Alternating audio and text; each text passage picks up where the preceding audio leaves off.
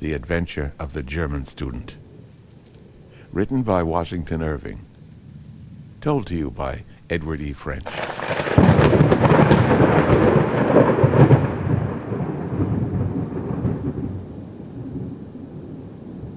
On a stormy night in the tempestuous times of the French Revolution, a young German was returning to his lodgings at a late hour across the old part of Paris.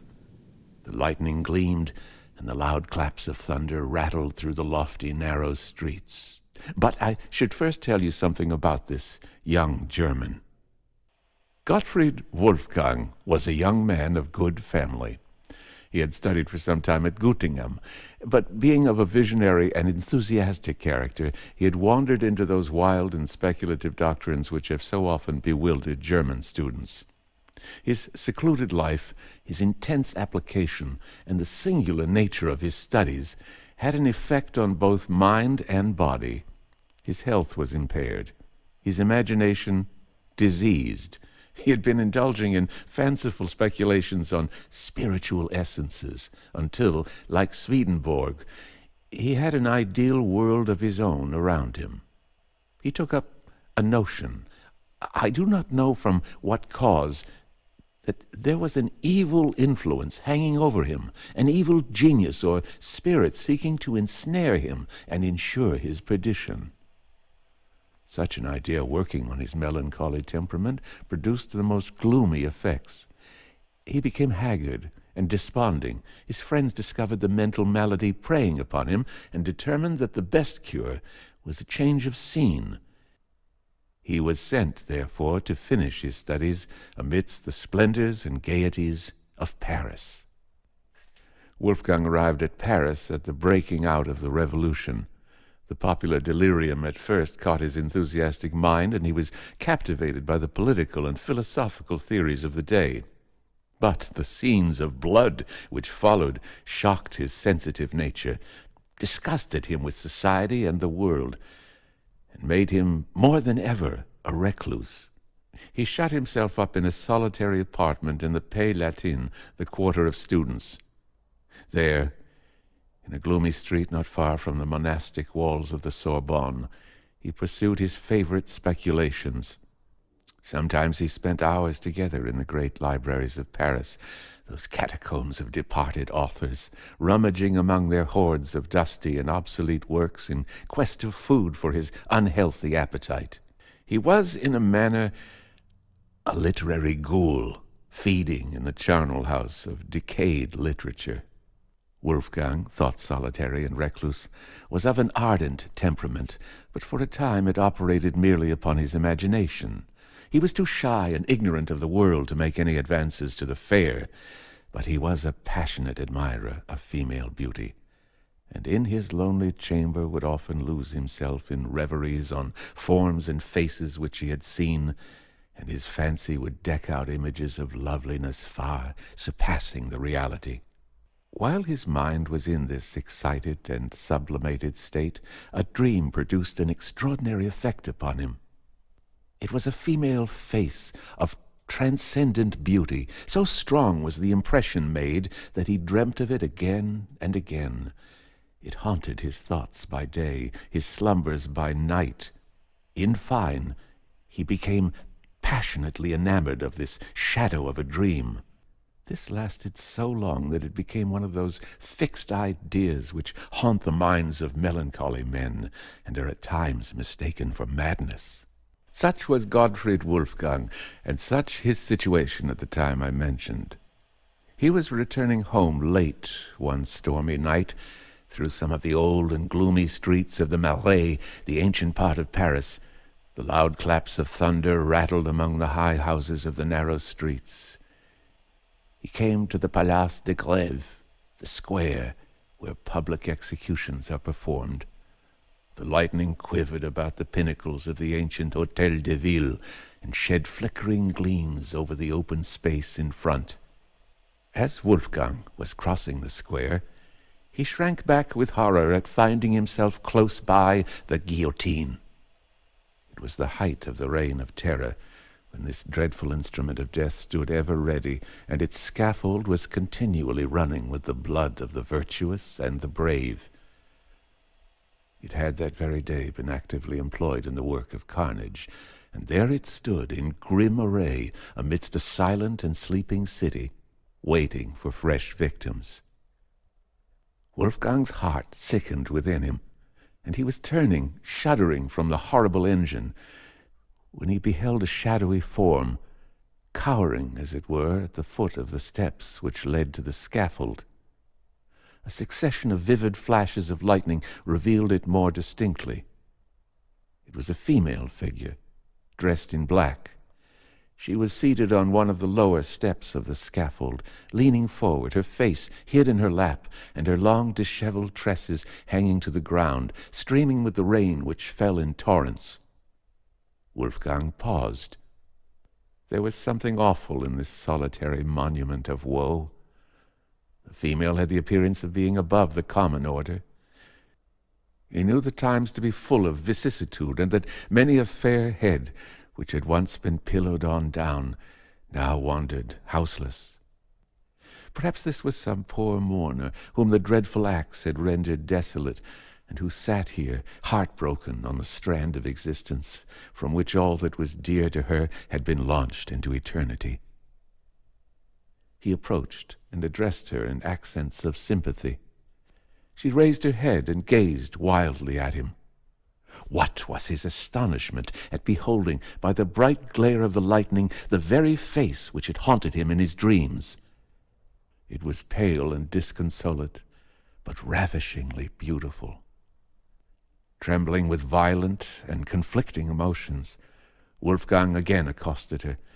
He spoke something of her being exposed at such an hour of the night and to the fury of such a storm, and offered to conduct her to her friends.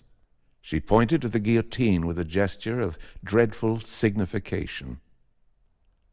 "I have no friend on earth," said she.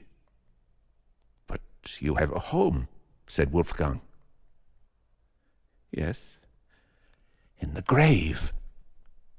The heart of the student melted at the words. "If a stranger dare make an offer," said he, "without danger of being misunderstood, I would offer my humble dwelling as a shelter, myself as a devoted friend. I am friendless myself in Paris, and a stranger in the land. But if my life could be of service, it is at your disposal, and should be sacrificed before harm or indignity should come to you." There was an honest earnestness in the young man's manner that had its effect. His foreign accent, too, was in his favor. It showed him not to be a hackneyed inhabitant of Paris. Indeed, there is an eloquence in true enthusiasm that is not to be doubted. The homeless stranger confided herself implicitly to the protection of the student. He supported her faltering steps across the Pont Neuf, and by the place where the statue of Henry IV had been overthrown by the populace. The storm had abated, and the thunder rumbled at a distance. All Paris was quiet. That great volcano of human passion slumbered for a while to gather fresh strength for the next day's eruption. The student conducted his charge through the ancient streets of the Pays Latin and by the dusky walls of the Sorbonne to the great dingy hotel which he inhabited. The old portress who admitted them stared with surprise at the unusual sight of the melancholy Wolfgang with a female companion. On entering his apartment, the student for the first time blushed at the scantiness and indifference of his dwelling.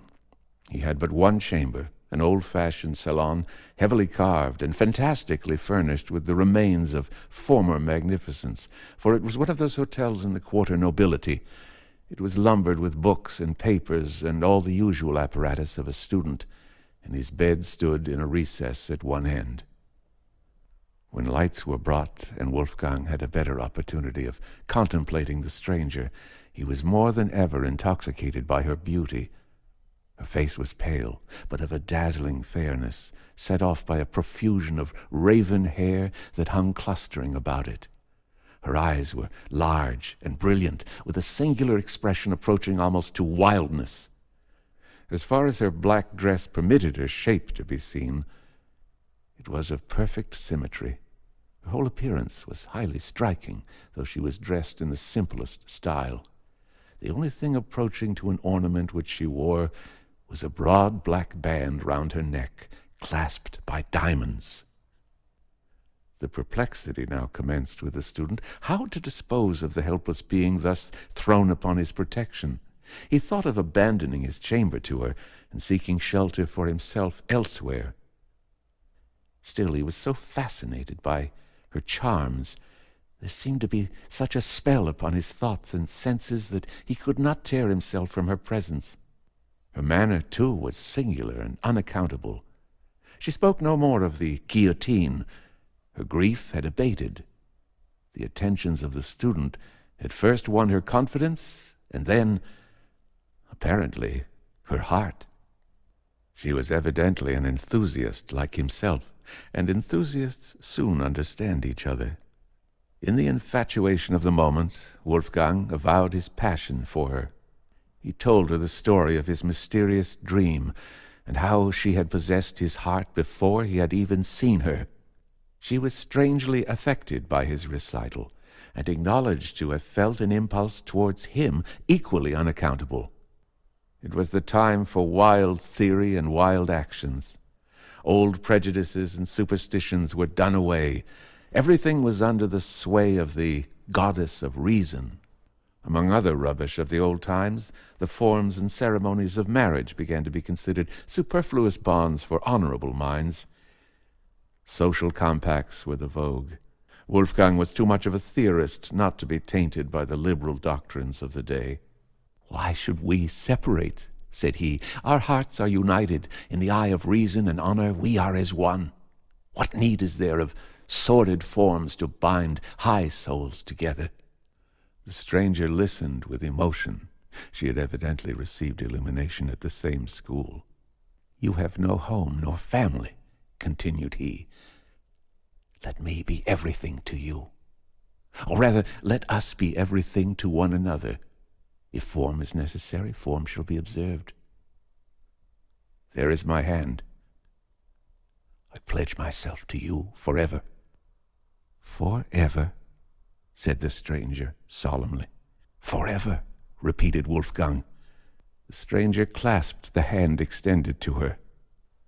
"Then I am yours," murmured she, and sank upon his bosom. The next morning the student left his bride sleeping and sallied forth at an early hour to seek more spacious apartments suitable to the change in his situation. When he returned, he found the stranger lying with her head hanging over the bed and one arm thrown over it. He spoke to her, but received no reply. He advanced to awaken her from her uneasy posture. On taking her hand, it was cold. There was no pulsation. Her face was pallid and ghastly. In a word, she was a corpse. Horrified and frantic, he alarmed the house. A scene of confusion ensued. The police was summoned. As the officer of police entered the room, he started back on beholding the corpse. "Great heaven!" cried he. "How did this woman come here?" "Do you know anything about her?" said Wolfgang eagerly. "Do I?" exclaimed the officer. "She was guillotined yesterday." He stepped forward, undid the black collar round the neck of the corpse, and the head rolled to the floor. The student burst into a frenzy. "The fiend! The fiend has gained possession of me!" shrieked he. "I am lost forever!" They tried to soothe him, but in vain. He was possessed with the frightful belief that an evil spirit had reanimated the dead body to ensnare him. He went distracted and died in a madhouse. Here the old gentleman with the haunted head finished his narrative. "And is this really a fact?" said the inquisitive gentleman. "A fact not to be doubted," replied the other. "I had it from the best authority. The student told it me himself." I saw him in a madhouse in Paris.